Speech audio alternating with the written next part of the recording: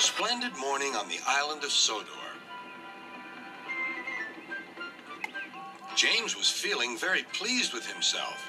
His red paint gleamed in the sunshine as he sped along the line. He reached the junction just as Percy puffed in with some freight cars. James was surprised to see him. What are you doing here, Percy? You should be at the station by now. I know, sighed Percy. These cars have been troublesome all morning. That's no excuse, Percy. Nothing should stop us. Sir Topham Hatt relies on us to be on time. Now, if you'll excuse me, I'll be on my way.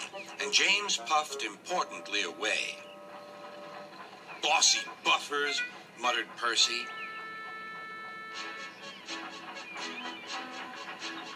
James arrived at the harbor. It was market day. The harbor yard was filled with the sweet smell of fruit from faraway lands.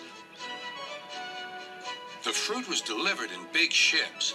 James watched as strawberries, oranges, melons, and bananas were carefully loaded onto his cars. Then he set off for the station on the main line.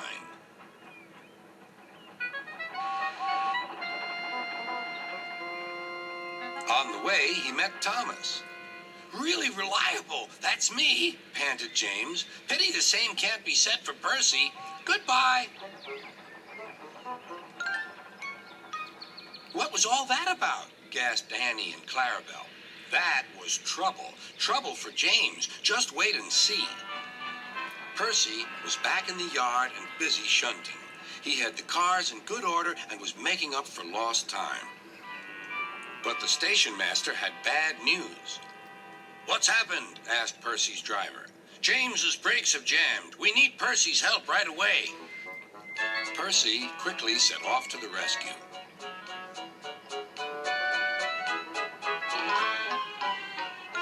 James was stuck on the line and looking glum. Percy couldn't help laughing. Got yourself in a bit of a jam, eh, James? A sticky situation? Be quiet. It's not funny having jammed brakes.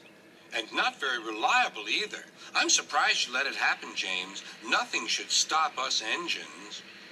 That's enough, Percy, said the driver. Can you push these cars? Of course I can. There's no time to lose. James has done too much of that already. James angrily hissed steam as Percy was coupled to the cars.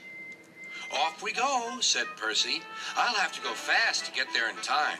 Those big engines are so unreliable. Be careful, Percy, called his driver. But Percy was in a hurry.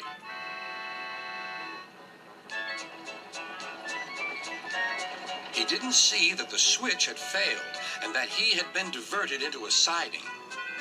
Look out, Percy, shouted his driver and applied the brakes, but it was too late.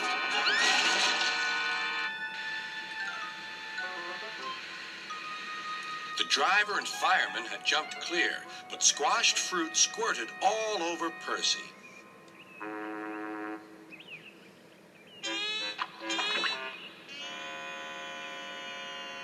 Sir Topham Hatt arrived.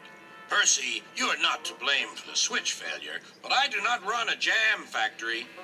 Yes, sir. No, sir. And Percy squelched sadly away. That night, the shed was silent. James and Percy felt very sorry for themselves. At last, Thomas spoke. You know, he said to no engine in particular, there's more than one way to get jammed. We all learned that today. Still, there was silence. What's more, we also learned that sometimes when engines help each other out of a jam, things can still go wrong. So, said a voice, so that means we learned a lot today, and therefore... Then came a chorus. We're really useful engines after all.